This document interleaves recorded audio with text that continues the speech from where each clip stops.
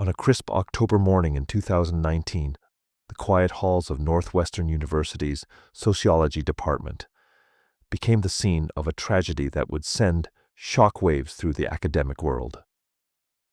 29-year-old doctoral candidate Marcus Brennan committed an act so calculated and brutal that it challenged everything we understand about the pressures of higher education and the human capacity for violence masked by intellectual sophistication.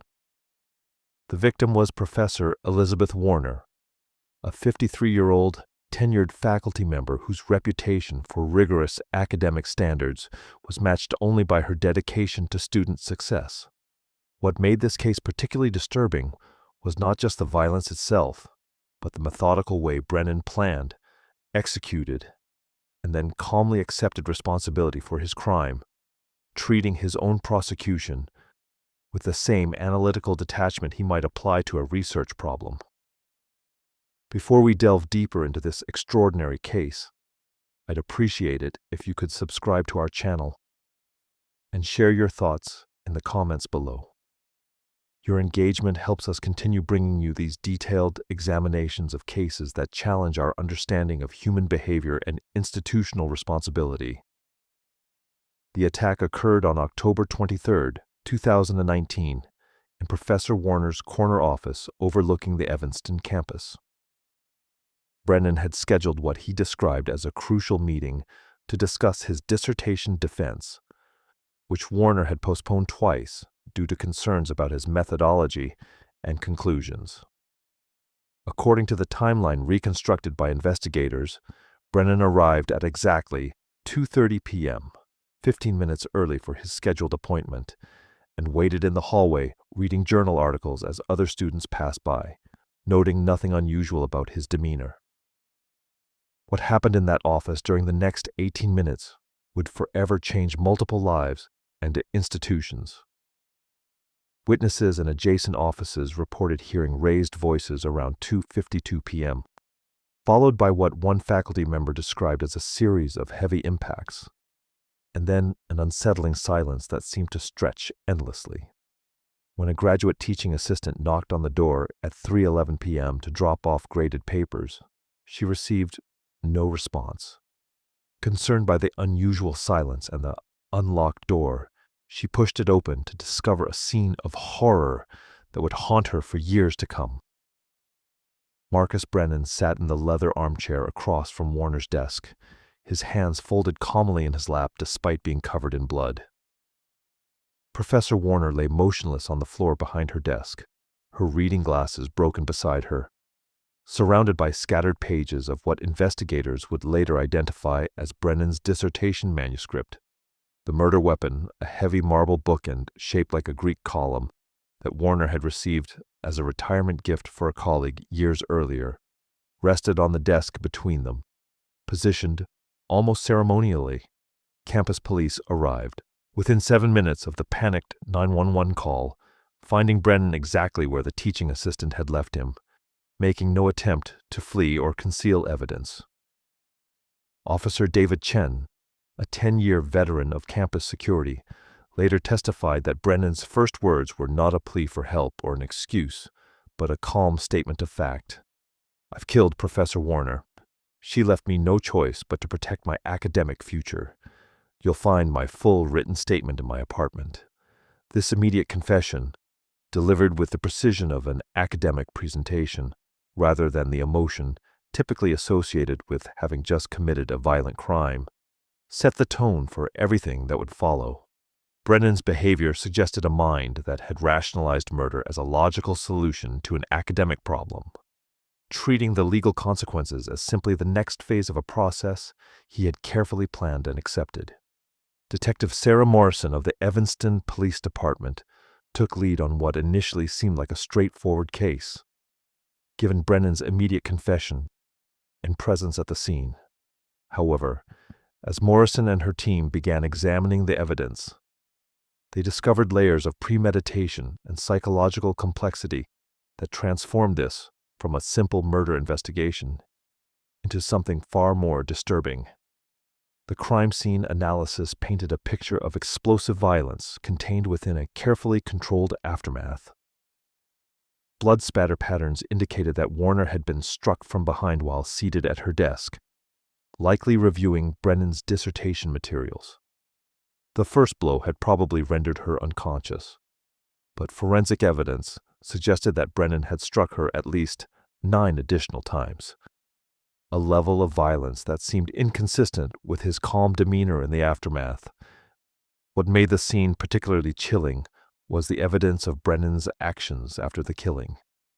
He had straightened papers on Warner's desk, placed the murder weapon in a prominent position, and positioned himself in the visitor's chair to wait for discovery. A tissue box on the desk showed signs that he had attempted to clean blood from his hands, though he made no effort to remove his fingerprints from the weapon or door handles. This selective attention to some details, while ignoring others, suggested a psychological profile that would challenge investigators' understanding of criminal behavior. Brennan's apartment, located just 3 blocks from campus in a building popular with graduate students, yielded evidence that transformed the case from possible crime of passion to clearly premeditated murder. Detective Morrison's team discovered a detailed journal documenting Brennan's escalating frustration with Warner's evaluation process over the preceding 4 months. The entries began with standard academic complaints about differing interpretations of research findings, but progressively evolved into something far more disturbing. Warner refuses to acknowledge the revolutionary implications of my work, read one entry, dated 6 weeks before the murder. She's threatened by research that challenges her own published conclusions. If she blocks my dissertation defense, she's essentially erasing 5 years of my intellectual labor. What is the appropriate response to someone who destroys another person's life work? This rhetorical question, appearing repeatedly in various forms throughout the journal, revealed Brennan's thought process as he constructed a justification for violence. The final entry, written the night before Warner's murder, was brief but chilling. Tomorrow I reclaim control of my academic destiny. History will judge whose interpretation was correct. Perhaps most damning was a folder labeled Contingency Plans, found in Brennan's desk drawer. It contained meticulously researched information about other cases where students had attacked professors, with Brennan's analytical notes, examining what he termed the effectiveness and consequences of various approaches. This evidence of studying previous academic violence cases demonstrated not only premeditation, but a disturbing intellectual curiosity about the subject that would later become central to understanding his psychological state. The victim's story, Professor Elizabeth Warner, deserved to be remembered for far more than the tragic circumstances of her death. She was a pioneering sociologist whose research on institutional inequality had influenced policy decisions at both state and federal levels. Her colleagues described her as demanding, but deeply committed to intellectual rigor and student development, someone who pushed researchers to support their claims with solid evidence, while offering extensive guidance on how to strengthen their work. Warner had joined Northwestern's faculty 24 years earlier, fresh from completing her doctorate at Berkeley, and quickly established herself as a leading voice in her field. Her published work examining the structural barriers facing marginalized communities in higher education had become required reading in sociology programs across the country. More importantly, she had mentored dozens of graduate students, many of whom went on to distinguished academic careers of their own, crediting Warner's tough but supportive guidance as crucial to their development. The personal dimensions of Warner's life revealed a woman whose commitment to social justice extended far beyond her academic work. She volunteered with Chicago-area organizations, providing educational resources to underprivileged communities, served on the boards of several nonprofits focused on expanding access to higher education, and regularly opened her Evanston home to students for informal dinners where academic discussions blended with personal mentoring. Warner's husband, Robert, a high school principal in Chicago's public school system, would later testify that his wife had expressed growing concerns about Marcus Brennan's reaction to criticism of his work. Elizabeth mentioned that Marcus seemed unable to separate scholarly critique from personal attack, Robert told investigators. She worried that his entire sense of self-worth had become tied to this dissertation in an unhealthy way. She was trying to help him gain perspective while maintaining academic standards. This attempt to balance rigor with compassion, to hold students to high standards while supporting their growth, was characteristic of Warner's approach to mentoring. Her teaching evaluations consistently praised her ability to challenge students intellectually while making them feel valued and capable of meeting those challenges. Former students described her as the professor who believed in them even when they doubted themselves, who pushed them to produce their best work while providing the scaffolding necessary to achieve it. Warner left behind her husband of 28 years, 2 adult daughters who both followed their mother into education careers, and a scholarly legacy that would continue influencing the field long after her death.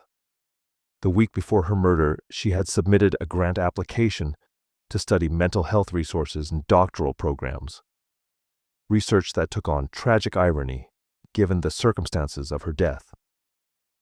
Her final published paper, which appeared in a major sociology journal 2 months after her murder, examined the psychological costs of academic competition and called for institutional reforms to better support graduate students.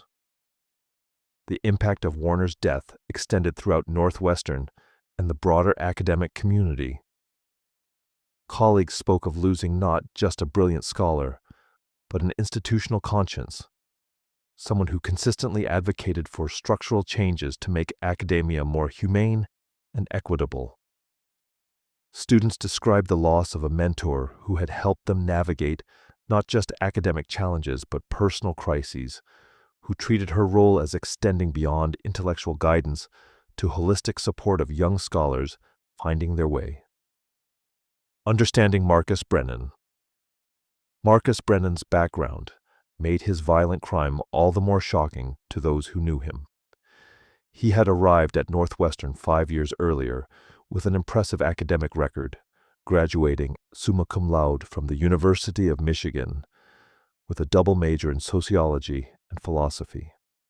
His application materials showed a student deeply committed to understanding social systems and human behavior, with recommendation letters praising his analytical abilities and intellectual curiosity.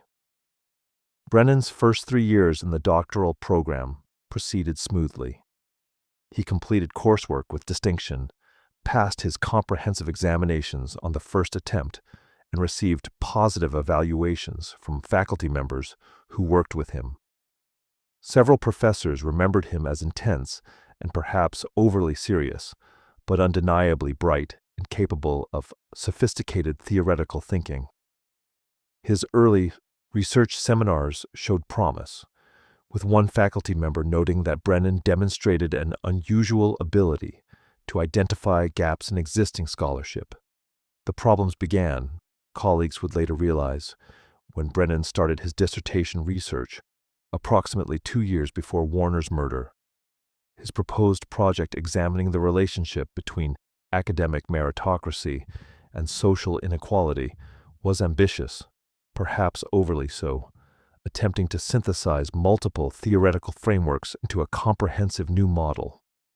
Warner, assigned as his dissertation chair based on her expertise in the area, encouraged Brennan to narrow his scope and develop his arguments more systematically. This feedback, intended to help Brennan produce stronger scholarship, apparently triggered something in his psychological makeup. Fellow graduate students reported that Brennan became increasingly defensive about his work, interpreting constructive criticism as personal attacks or evidence of others' inability to grasp his innovative approach. He withdrew from the social activities he had previously enjoyed, spending increasingly long hours in the library or his apartment, refining arguments that Warner and other committee members found conceptually muddled. Marcus started talking about his dissertation as if it would revolutionize the entire field, recalled Jennifer Park, a fellow doctoral candidate who had taken several seminars with Brennan. At first, we all thought it was just the typical graduate student grandiosity. Thinking your research is more important than it probably is. But he became genuinely hostile when anyone questioned his premises or methodology. It was like he couldn't distinguish between scholarly debate and personal rejection. The financial pressures facing Brennan added another layer of stress to his academic challenges. Bank records obtained during the investigation revealed mounting student loan debt exceeding $180,000, with his modest teaching assistantship barely covering basic living expenses. He had applied for several prestigious fellowships that would have provided financial relief, but received rejections that seemed to compound his sense that the academic establishment was arrayed against him. An email to a friend, recovered from Brennan's laptop, revealed his thinking. They can't handle innovative work that challenges their comfortable assumptions. Warner and the rest of them are gatekeepers protecting their own mediocre careers. This increasingly paranoid worldview, where academic criticism became evidence of conspiracy rather than legitimate scholarly concerns, created a psychological framework in which violence could be rationalized. Brennan's journal entries from the final months before the murder showed a mind constructing elaborate justifications, drawing on philosophical concepts he had studied, to build an argument that protecting his dissertation from unjust suppression warranted extreme measures. Mental health records obtained through legal proceedings revealed that Brennan had sought counseling briefly during his second year in the program, reporting symptoms of anxiety and depression related to academic pressure. However, he terminated treatment after just 4 sessions, telling the counselor that he had decided his feelings were justified responses to genuine problems rather than symptoms requiring intervention. This decision to reject professional help, interpreting his deteriorating mental state as rational awareness rather than distortion, may have been a crucial turning point that set him on the path toward violence. The legal proceedings begin. Marcus Brennan's arraignment took place 48 hours after Professor Warner's murder, in a Cook County courtroom filled with journalists, academics, and curious observers drawn by the unusual circumstances of the case. Brennan appeared composed, dressed in a suit provided by his court-appointed attorney, showing none of the emotional distress typically associated with someone facing first-degree murder charges. Judge Michael Richardson presided over the proceedings with stern formality, clearly aware that the case would attract significant public attention. When asked how he pleaded to the charge of first-degree murder, Brennan's response shocked everyone present. "I acknowledge that I caused Professor Warner's death, Your Honor, and I'm prepared to accept the legal consequences. However, I acted in defense of my intellectual work against unjust suppression, which I believe constitutes a mitigating circumstance." This attempt to justify murder as defense of academic work demonstrated the profound distortion in Brennan's thinking, treating scholarly critique as an existential threat warranting violent response. Judge Richardson immediately ordered a comprehensive psychological evaluation before allowing the case to proceed, concerned that Brennan's reasoning suggested possible incompetence to stand trial. The court appointed Dr. Amanda Foster, a forensic psychiatrist with extensive experience evaluating defendants in capital cases, to conduct the examination. Dr. Foster's initial sessions with Brennan revealed a paradoxical psychological profile, someone capable of sophisticated reasoning and self-reflection who had nevertheless constructed a moral framework that normalized murder as an appropriate response to academic rejection. "Mr. Brennan," demonstrates intact cognitive functioning and clear understanding of legal proceedings, Dr. Foster's preliminary report stated. However, he maintains a profoundly distorted belief system regarding the relationship between academic criticism and personal harm. He has rationalized killing Professor Warner as a form of self-defense, though he acknowledges that society views his actions as criminal homicide. This evaluation created a dilemma for the legal system. Brennan clearly understood the wrongfulness of his actions according to societal standards, meeting the legal criteria for competence and sanity. Yet his elaborate intellectual justification for violence suggested significant psychological disturbance that complicated questions of moral culpability and appropriate punishment. The prosecution team, led by Assistant State's Attorney Michael Torres, began building their case with a clear strategy: demonstrate that regardless of Brennan's rationalization, he had committed premeditated murder and understood it was illegal. Torres, a 20-year veteran of the prosecutor's office, known for his methodical approach to complex cases, recognized that Brennan's unusual behavior and statements would actually strengthen rather than weaken the case for first-degree murder by establishing clear premeditation. Defense attorney Rebecca Martinez faced the unenviable task of representing a client who undermined his own defense at every opportunity. Martinez, a public defender with a reputation for zealous advocacy, even in difficult cases, found herself dealing with a defendant who rejected any suggestion that mental illness or diminished capacity should factor into his case. My client insists that he made a rational decision based on his assessment of the threat Professor Warner posed to his academic future, Martinez explained during a pre-trial hearing. He rejects characterizations of his actions as resulting from mental illness, viewing them instead as logical responses to unjust circumstances. This creates significant challenges for mounting an effective defense. Judge Richardson's decision to proceed with trial, despite Brennan's unusual psychological profile, reflected the legal reality that disturbed reasoning alone doesn't constitute legal insanity under Illinois law. The defense would have to prove that Brennan couldn't understand the wrongfulness of his actions, or couldn't conform his behavior to legal requirements, a standard his own statements made impossible to meet.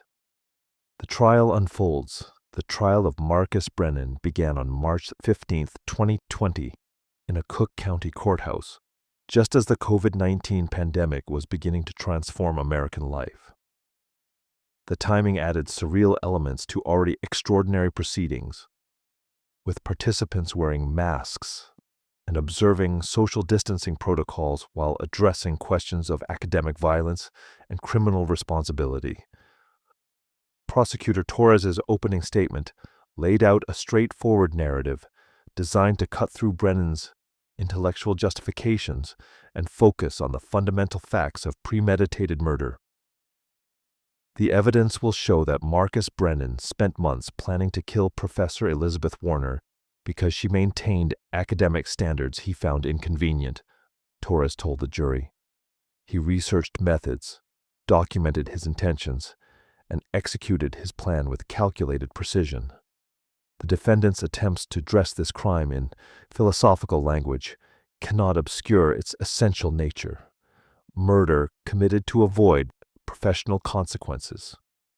Defense attorney Martinez faced the difficult task of humanizing a client whose own statements made him appear coldly rational rather than sympathetically disturbed. Marcus Brennan is a young man whose entire identity became dangerously intertwined with his academic work, Martinez argued in her opening. Over months of increasing pressure and isolation, his thinking became profoundly distorted until he could no longer distinguish between scholarly criticism and existential threat. While this doesn't excuse his actions, it helps us understand how a previously non-violent person came to commit such a terrible crime. The prosecution's case began with testimony from first responders and crime scene investigators, Establishing the basic facts of Warner's murder, campus police officer David Chen described finding Brennan sitting calmly beside Warner's body, while forensic technicians detailed the blood spatter patterns and physical evidence demonstrating the violent nature of the attack. Throughout this testimony, Brennan sat at the defense table taking detailed notes, occasionally whispering observations to Martinez about technical aspects of the evidence. His clinical detachment, treating his own murder trial as an intellectual exercise worthy of scholarly attention, created an unsettling atmosphere in the courtroom that several jurors later mentioned influenced their perception of his psychological state. The prosecution's presentation of Brennan's journal entries provided the jury with direct insight into his deteriorating mental state and escalating rationalization of violence. Torres methodically walked through entries spanning 4 months, showing the progression from frustration with Warner's feedback to explicit contemplation of violence as a solution to his academic problems. "Warner has become an obstacle that must be removed," read one entry dated 3 weeks before the murder. "I've explored every avenue for addressing her unjust criticisms of my work. She refuses to acknowledge the validity of my approach, essentially positioning herself as the barrier between me and my academic future. History provides examples of individuals who took direct action against those who suppressed important ideas. This evidence of researching historical cases of academic violence, combined with the detailed planning documented in Brennan's apartment, established clear premeditation. The prosecution also presented testimony from computer forensic specialists who had examined Brennan's browsing history, revealing extensive searches for information about murder methods, criminal investigations, and legal consequences. The defense strategy focused on contextualizing Brennan's actions within a framework of mental health deterioration, even as their client resisted this characterization. Martinez called expert witnesses to testify about the psychological pressures of doctoral education, the tendency for graduate students to over-identify with their research, and the warning signs of dangerous fixation that had apparently gone unrecognized or unaddressed at Northwestern. Dr. Richard Stevens, a psychologist specializing in academic stress and mental health, provided testimony about the unique pressures facing doctoral students. The dissertation process requires students to invest years in highly specialized work that will be evaluated by a small number of experts, Dr. Stevens explained.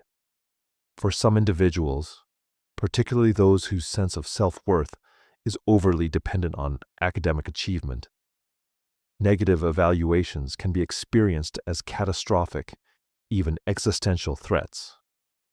While violent responses are extremely rare, the psychological framework that enabled Mr. Brennan's actions is more common than we'd like to acknowledge. This testimony provided context for understanding how Brennan's thinking became distorted, though it did little to challenge the prosecution's core argument about premeditation and legal responsibility. The most dramatic testimony came from Marcus Brennan himself, who insisted on taking the stand despite Martinez's strong objections. Brennan's appearance as a witness provided the jury with direct exposure to his disturbed reasoning. He testified with the same calm precision that had characterized his behavior throughout, describing the murder as a logical response to what he termed Warner's intellectual violence against his work. When asked if he understood that society prohibits killing people over academic disagreements, Brennan responded with disturbing clarity.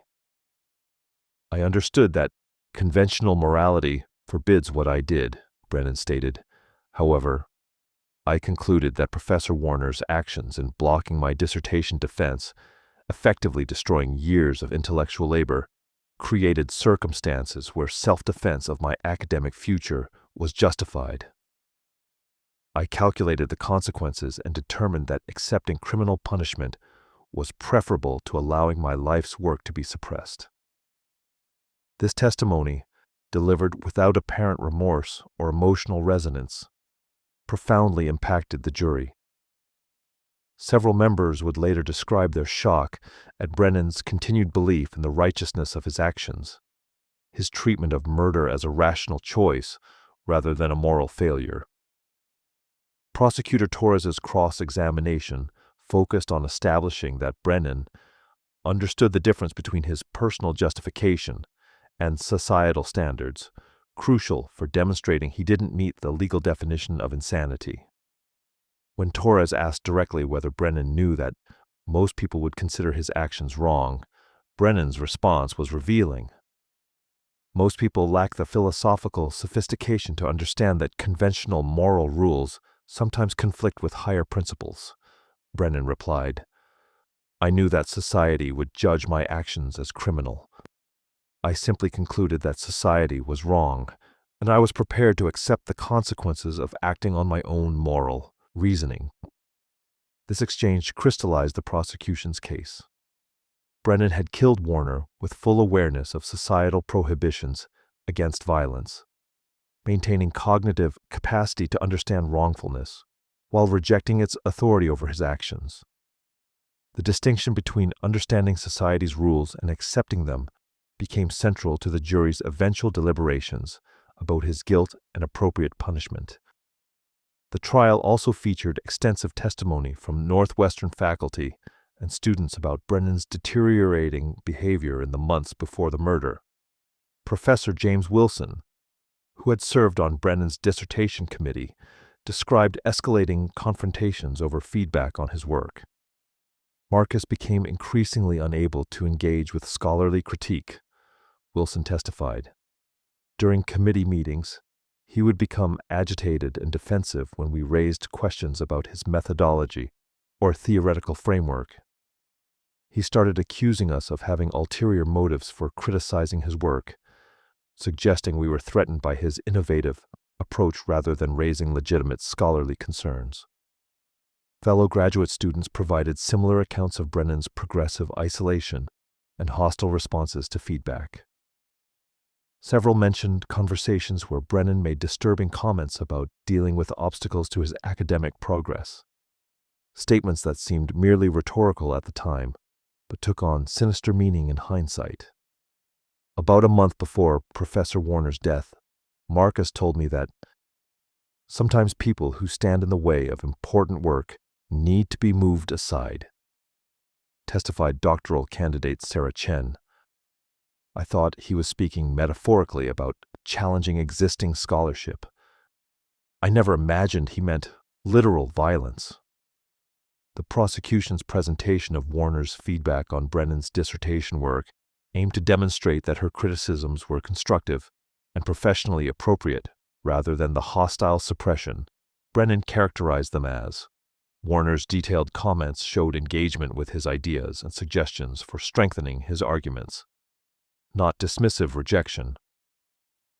While your theoretical framework shows ambition, it currently lacks the empirical support necessary for doctoral-level work, Warner had written on one chapter draft.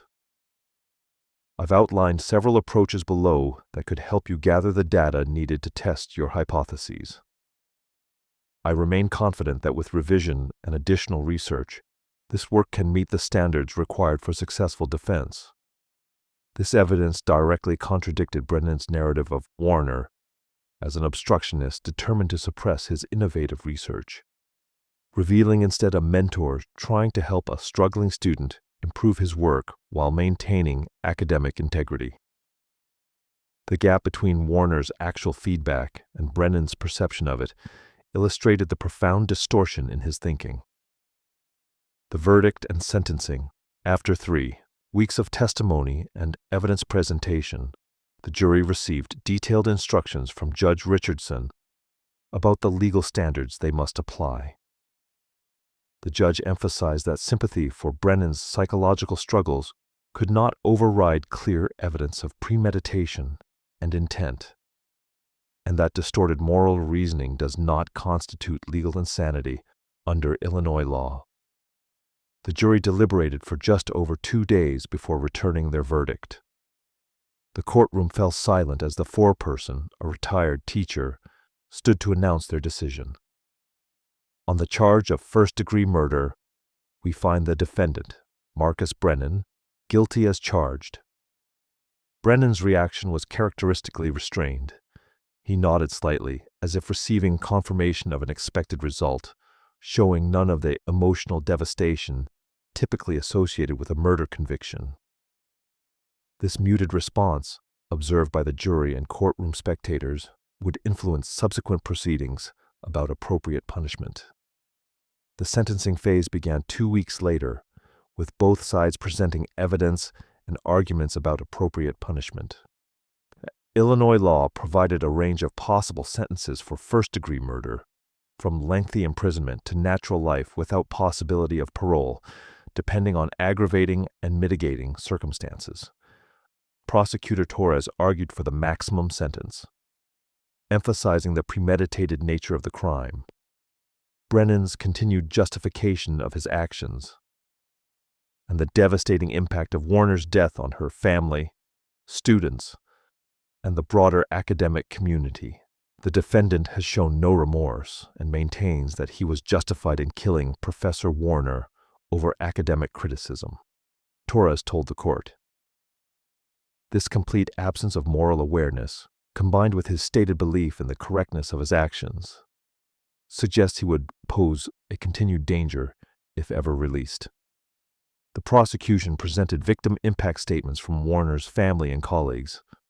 Her husband Robert delivered particularly powerful testimony about the personal devastation of losing his wife of nearly 3 decades. Elizabeth dedicated her life to helping students reach their potential, Robert said, his voice breaking. The cruelest irony is that she was killed while trying to maintain the academic standards that would have ultimately benefited Marcus Brennan by ensuring his work met professional criteria.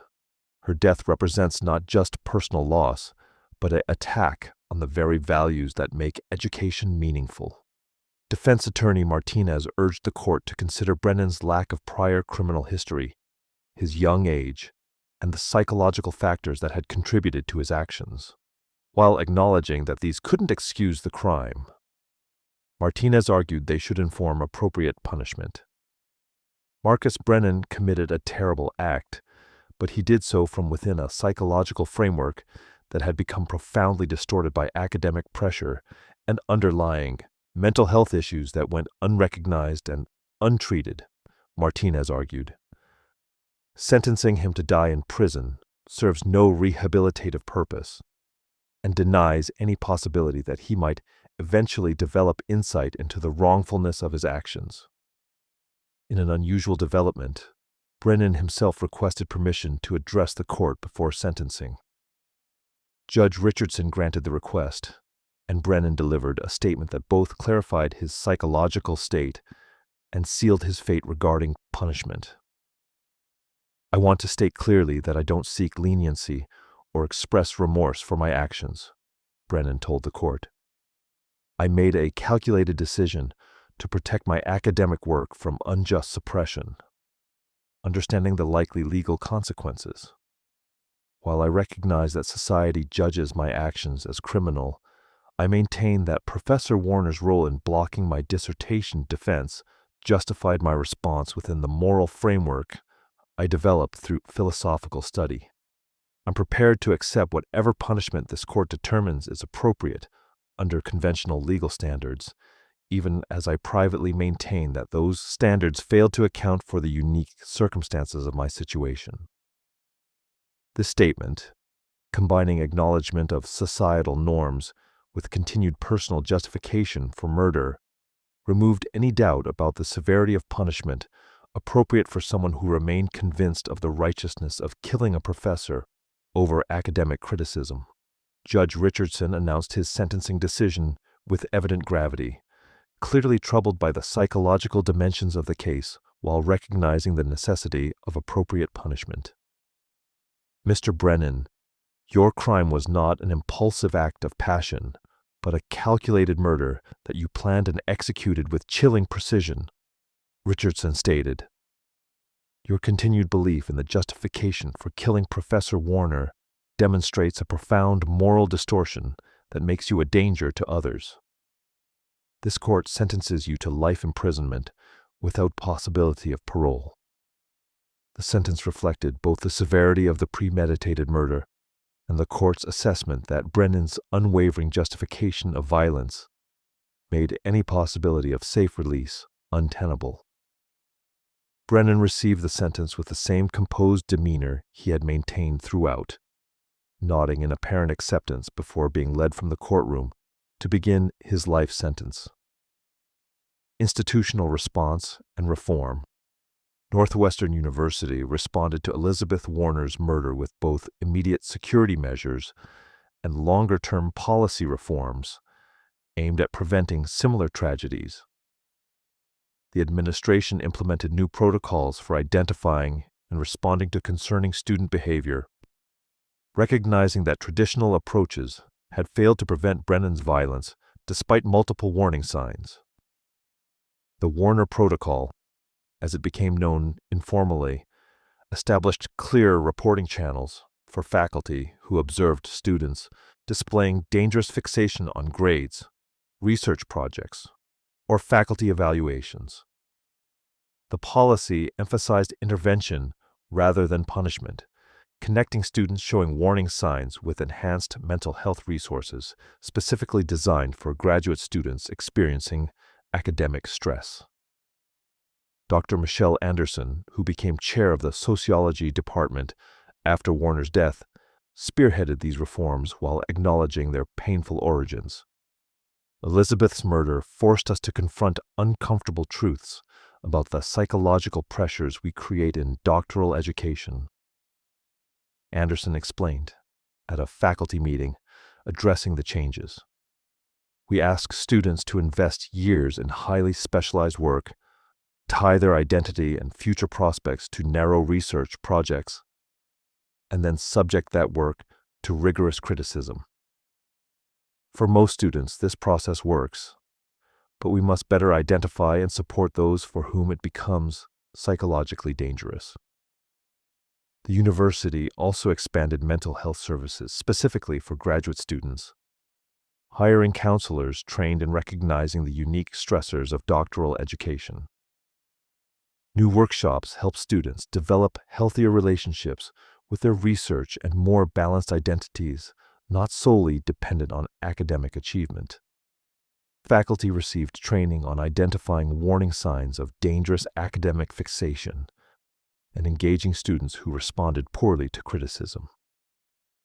These institutional changes spread beyond Northwestern as Warner's case generated national discussion about mental health resources in higher education.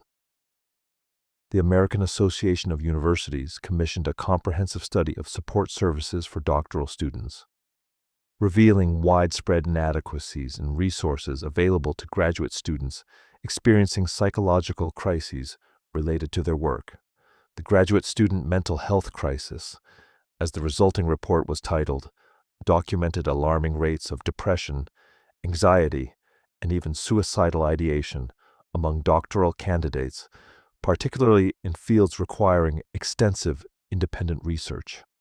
The report cited the Brennan case as an extreme example of what can happen when warning signs go unaddressed, though it emphasized that violence remains exceptionally rare, even among students experiencing severe psychological distress.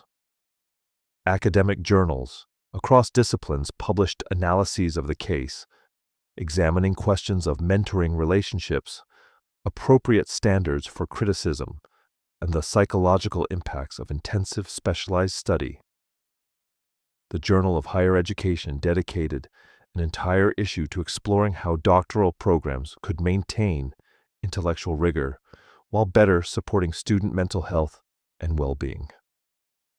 Dr. Amanda Foster, the forensic psychiatrist who had evaluated Brennan, contributed an influential article examining the psychological mechanisms that can transform academic disappointment into justification for violence. The Brennan case demonstrates how cognitive distortions can occur even in highly intelligent individuals, Foster wrote. When someone's entire sense of self-worth becomes dependent on external validation of their intellectual work, negative evaluations can be experienced not as professional feedback, but as existential threats. Combine this with social isolation, and you create conditions where distorted thinking can flourish unchallenged by normal reality testing. The broader impact of the Marcus Brennan case resonated far beyond the academic community, sparking discussions about mental health, criminal responsibility, and the intersection of intellectual sophistication with moral dysfunction. Legal scholars examined the case's implications for insanity standards, noting that current legal criteria focus narrowly on cognitive understanding of wrongfulness, without adequately accounting for profound distortions in moral reasoning.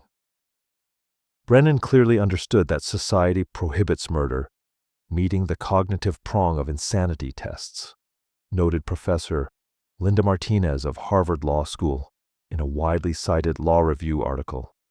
But his elaborate intellectual justification for violence suggests moral reasoning so profoundly disturbed that questions of true culpability become more complex than current legal frameworks acknowledge. How should the law handle defendants who understand societal rules but have constructed alternative moral systems that permit violence? This question remained largely theoretical, as courts proved reluctant to expand insanity standards beyond existing cognitive criteria. However, the case did influence some jurisdictions to adopt more nuanced approaches to considering mental health evidence during sentencing phases, even when defendants didn't meet technical insanity standards. Criminal psychologists studied Brennan's case as an example of how intellectual rationalization can facilitate moral disengagement, allowing people to commit acts they would normally find reprehensible by reframing them through abstract theoretical frameworks. Brennan essentially wrote himself permission to kill, explained Dr. Robert Thompson, a forensic psychologist who analyzed the case. By constructing a philosophical argument that academic suppression justified violent response, he created a mental framework that overrode normal moral inhibitions against harming others. The case also generated discussion about the ethics of publishing works by convicted murderers attempting to justify their crimes. When Brennan submitted a manuscript from prison titled Moral Frameworks for Resistance to Academic Injustice, multiple academic publishers faced difficult decisions about whether engagement with his ideas represented legitimate scholarly inquiry or inappropriate platform for dangerous thinking. The debate divided academics and ethicists.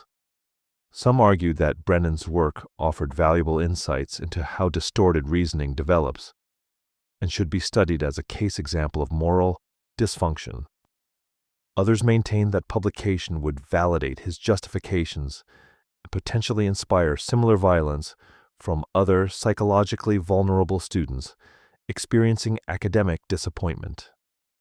Ultimately, no mainstream academic press published Brennan's manuscript, though excerpts circulated informally among researchers studying criminal psychology and academic violence. This outcome reflected widespread sentiment that Brennan had forfeited his right to participate in scholarly discourse through his violent attack on a professor engaged in legitimate academic mentoring. Elizabeth Warner's legacy. While Marcus Brennan's psychological disturbance and crime attracted significant attention, efforts to honor Elizabeth Warner's memory and contributions ensured that her legacy would transcend the tragic circumstances of her death. The Warner family established a foundation supporting research on graduate student mental health and funding counseling services for doctoral candidates experiencing psychological crises related to their academic work. Elizabeth dedicated her career to supporting students while maintaining rigorous standards, explained her daughter Jennifer at the foundation's launch event. The best way to honor her memory is ensuring that the academic environments she valued become healthier places for everyone who participates in them. We want to prevent other families from experiencing the devastating loss we've endured. Northwestern renamed its Graduate Student Mental Health Center the Elizabeth Warner Wellness Center, providing a permanent reminder of both the importance of supporting students' psychological health and the tragic consequences when warning signs go unaddressed. The center offered services specifically designed for graduate students, staffed by counselors trained in recognizing the unique pressures of doctoral education. Warner's scholarly legacy continued through the completion and publication of her final research project examining institutional barriers to educational access. Colleagues compiled her work-in-progress papers into a posthumous book that became influential in policy discussions about expanding opportunities for underrepresented students in higher education. Several universities adopted her recommended reforms, creating tangible, positive changes emerging from the tragedy of her death. Perhaps most meaningfully, former students of Warner organized an annual lecture series, bringing prominent scholars to Northwestern to discuss the intersection of rigorous academic standards and humane mentoring practices.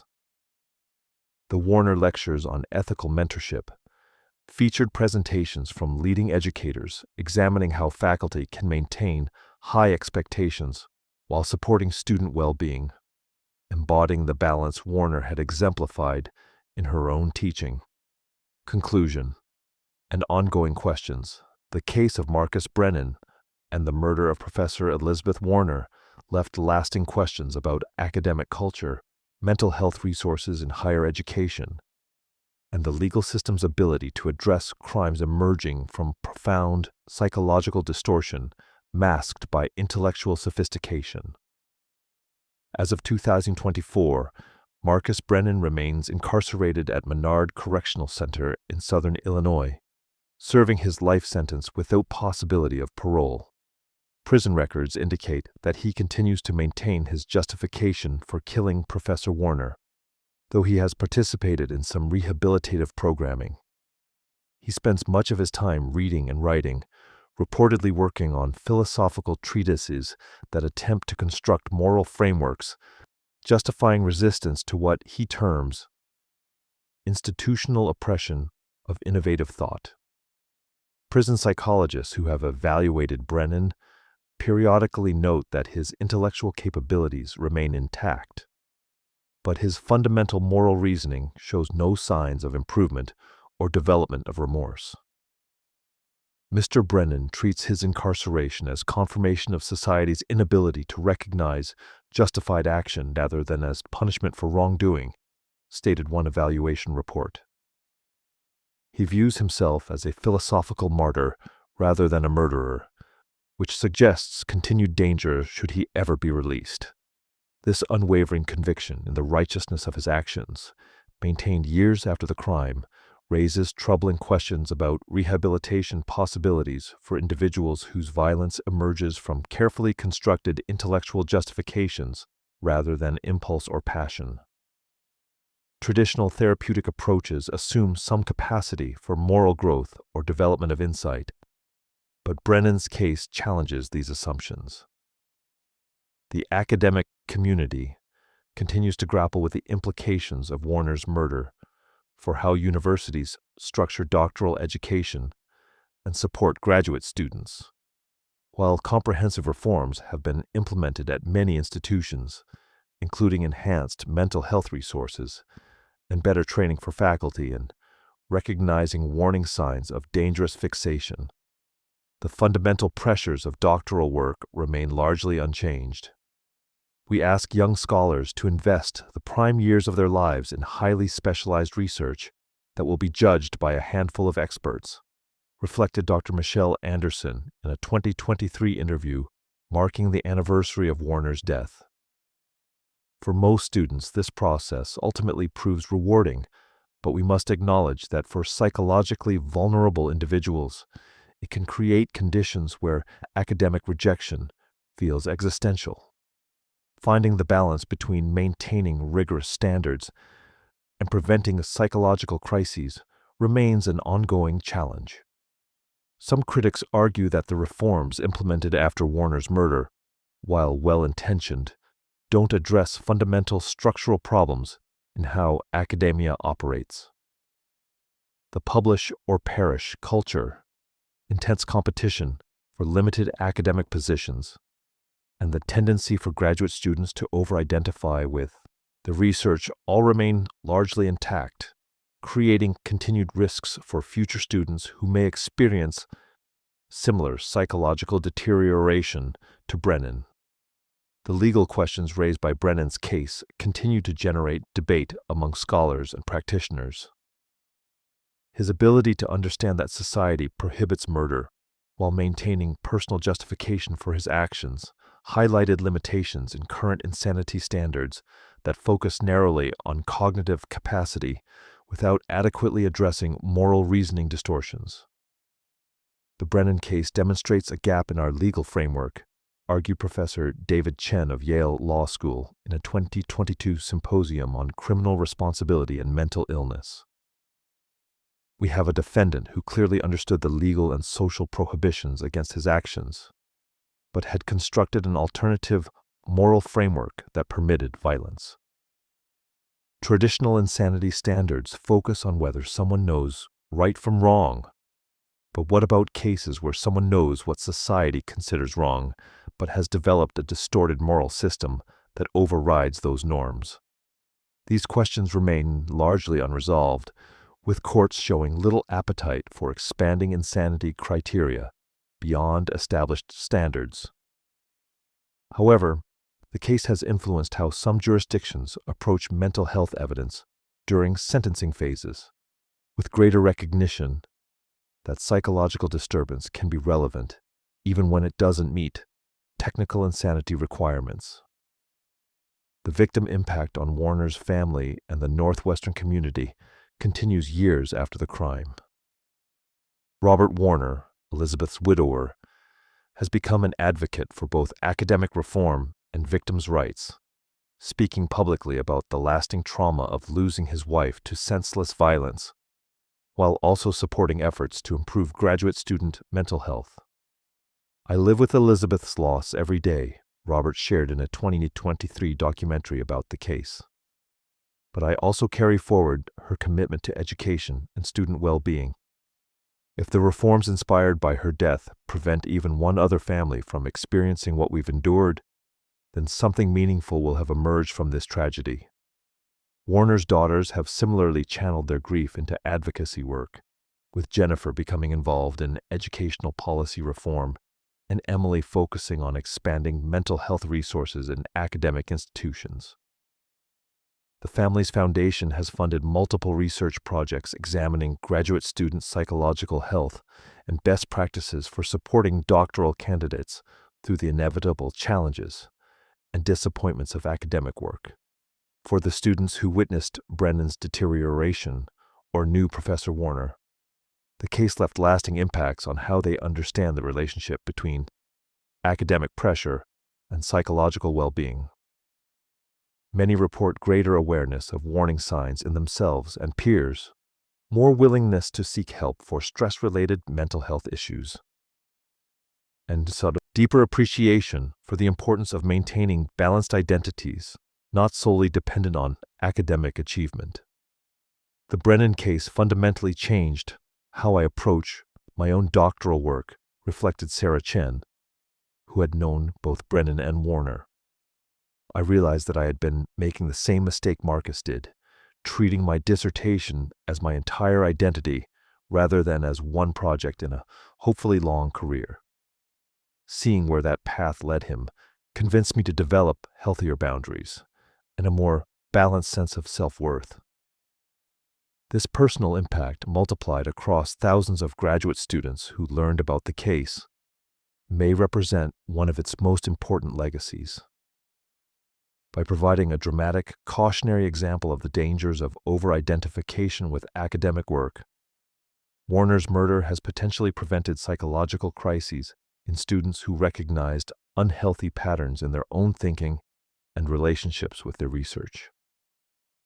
The Northwestern Sociology Department, where both Warner and Brennan worked, underwent significant cultural changes following the murder. Faculty members report being more attentive to student well-being, more explicit about distinguishing between criticism of work and evaluation of students as people, and more proactive in connecting struggling students with support resources. We had to confront the reality that our departmental culture, while not directly responsible for Marcus's violence, hadn't been structured to recognize or respond effectively to his deterioration, explained Professor James Wilson, who had served on Brennan's dissertation committee. We now understand that our obligations to students extend beyond intellectual mentoring to supporting their overall development as healthy, balanced individuals who happen to be scholars. The case also generated important discussions about the power dynamics inherent in dissertation advising relationships and the potential for those dynamics to become psychologically harmful when students overinvest in their advisor's approval. Warner's careful, supportive approach to mentoring had not been sufficient to prevent Brennan's violent response, suggesting that even excellent mentoring cannot fully protect against students who experience criticism as existential threat. In the years since Brennan's conviction, several academic organizations have developed guidelines for dissertation advisors addressing how to maintain appropriate boundaries, communicate criticism constructively, and recognize warning signs that a student's response to feedback has become unhealthy or potentially dangerous. These resources acknowledge that while faculty cannot be held responsible for students' violent actions, they can take steps to reduce risks and intervene earlier when concerning patterns emerge. The media coverage of Brennan's case initially focused sensationally on the shocking nature of academic violence, but over time has evolved toward more thoughtful examination of systemic issues in higher education. Documentaries and long-form journalism pieces have explored the broader context of graduate student mental health, using Brennan's extreme case as an entry point for discussing more common but less visible struggles facing doctoral candidates. This shift from sensationalism toward substantive analysis reflects growing societal awareness that mental health crises in academic settings deserve serious attention rather than dismissal as problems affecting only a privileged few. The recognition that intense pressure and high stakes exist even in seemingly comfortable academic environments has helped destigmatize mental health challenges facing students at all educational levels. For the field of criminal psychology, the Brennan case has become an important teaching example of how intellectual sophistication can coexist with profound moral distortion. His ability to construct elaborate philosophical justifications for murder while maintaining cognitive clarity challenges simplistic assumptions about the relationship between intelligence and moral reasoning. Brennan demonstrates that rational thinking and ethical thinking are not the same thing, explained Dr. Amanda Foster in a lecture series, using the case as a central example. Someone can be highly intelligent, capable of complex reasoning, and still develop profoundly distorted moral frameworks that permit actions most people would immediately recognize as wrong. Understanding this distinction is crucial for both clinical assessment and legal evaluation of criminal responsibility. The case has also influenced how mental health professionals approach treatment of individuals who demonstrate concerning ideation or justifications for violence. Brennan's progression from academic frustration to elaborate rationalization for murder provides a roadmap for recognizing early warning signs and intervening before distorted thinking crystallizes into action plans.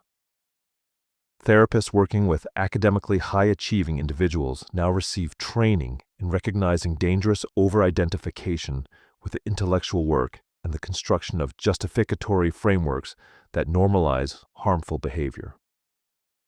This specialized knowledge, developed partly in response to cases like Brennan's, has likely prevented violence by enabling earlier intervention with at-risk individuals.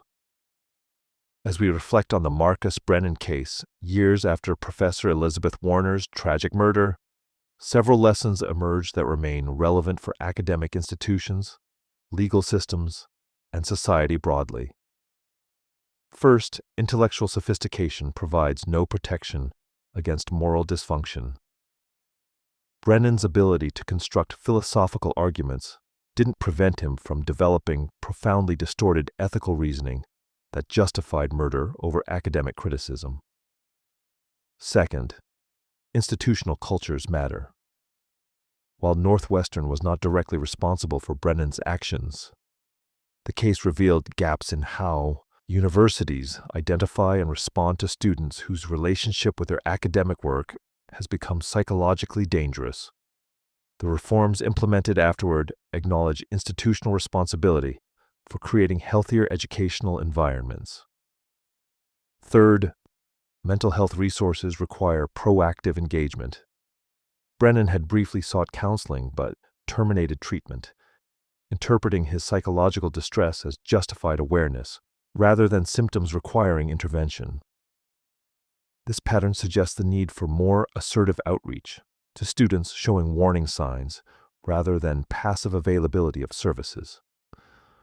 Fourth, the legal system struggles to address crimes emerging from profound distortions in moral reasoning when defendants retain cognitive understanding of societal norms.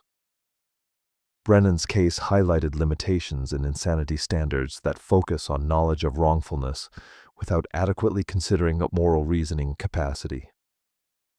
Finally, even terrible tragedies can inspire positive change when survivors and communities choose to channel grief into reform efforts. The Warner Family's Foundation, Northwestern's policy changes, and the broader academic discussion about graduate student mental health all represent meaningful responses that honor Elizabeth Warner's memory while potentially preventing future violence. The sunlit quadrangles of Northwestern University continue to bustle with students pursuing their educational dreams, just as they did before that October day in 2019 when Marcus Brennan's distorted reasoning led to Professor Warner's murder. But the campus carries forward important lessons from that tragedy, reflected in enhanced support services, reformed policies, and ongoing commitment to balancing academic rigor with attention to human well-being. In a small memorial garden near the sociology department, a stone bench bears a plaque with Warner's name and her most famous quote, "True scholarship requires both intellectual courage and ethical wisdom. We must push the boundaries of knowledge while maintaining our humanity." Students often gather there to study or reflect, a quiet reminder that the life of the mind, pursued healthfully, enriches rather than threatens human flourishing. The contrast between Warner's legacy of thoughtful mentorship and Brennan's descent into rationalized violence could not be starker.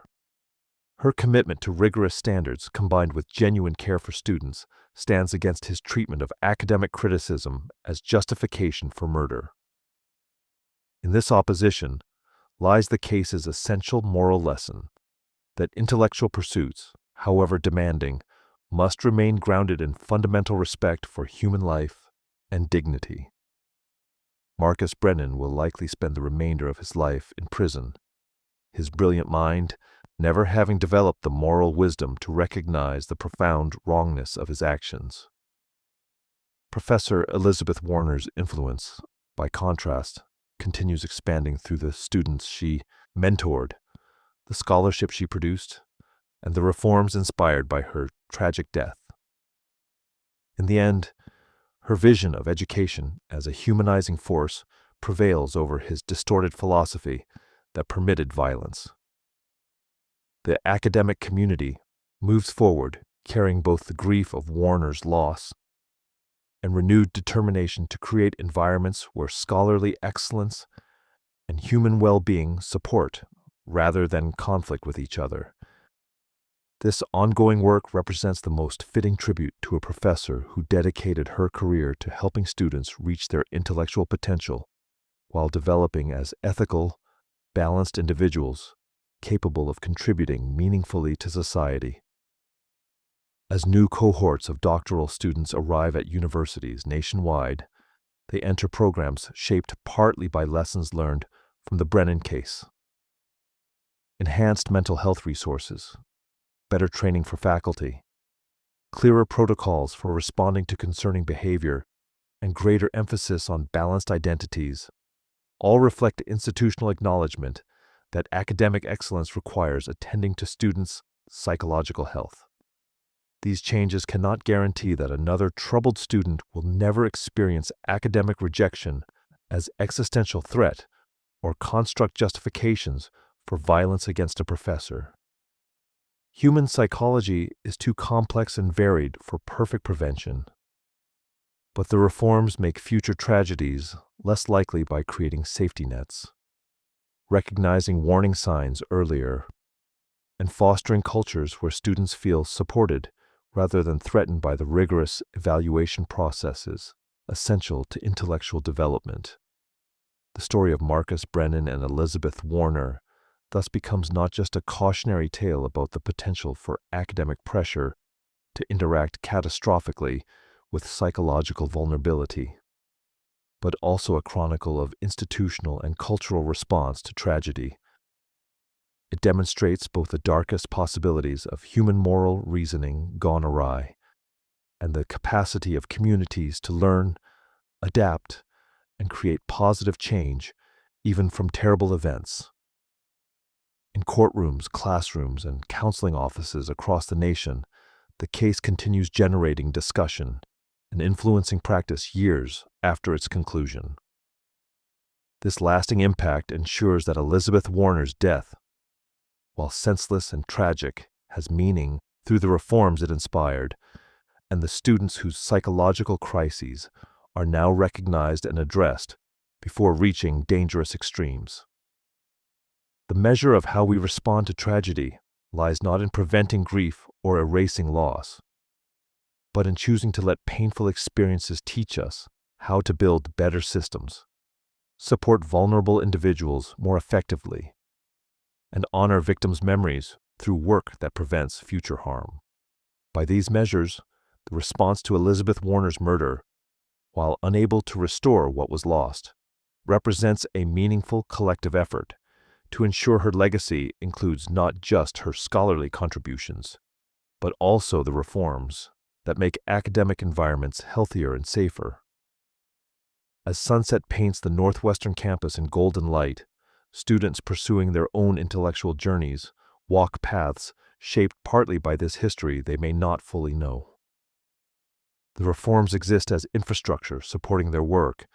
The mental health resources stand available for their struggles.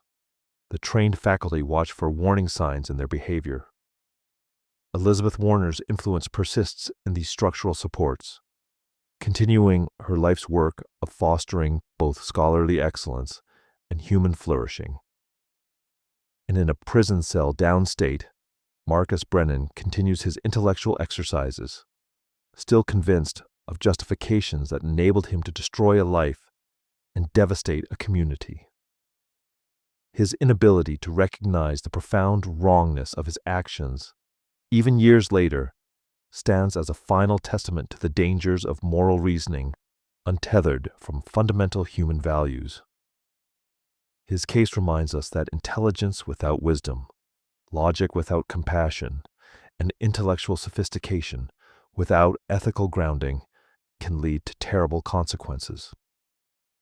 The dual legacies of these two individuals, one a dedicated educator killed while maintaining scholarly standards, the other a brilliant student who rationalized murder over academic criticism, continue shaping how we understand the complex relationships between academic pressure, mental health, moral reasoning, and violence. Their story, tragic as it is, serves essential educational purposes if we allow it to inform how we structure doctoral education, support graduate students, and recognize the warning signs when someone's relationship with academic work has become psychologically dangerous. In the end, the case challenges all participants in higher education to maintain perspective on what truly matters. Dissertations, publications, and academic achievements are valuable contributions to human knowledge, but they must never be pursued or evaluated in ways that lose sight of fundamental human dignity and worth. This balance, which Elizabeth Warner exemplified in her mentoring and Marcus Brennan's catastrophically lost, remains the ideal, toward which reformed academic cultures now strive. The story continues unfolding in the lives of those affected, in the institutions shaped by reforms, and in the broader conversations about how we can create educational environments that challenge minds without breaking spirits. From tragedy, hard-won wisdom emerges about the importance of supporting whole human beings, not just intellectual capacities, as they pursue the demanding work of advancing knowledge. This wisdom, purchased at terrible cost, now guides efforts to ensure that future scholars can pursue excellence without sacrificing their psychological health or moral clarity.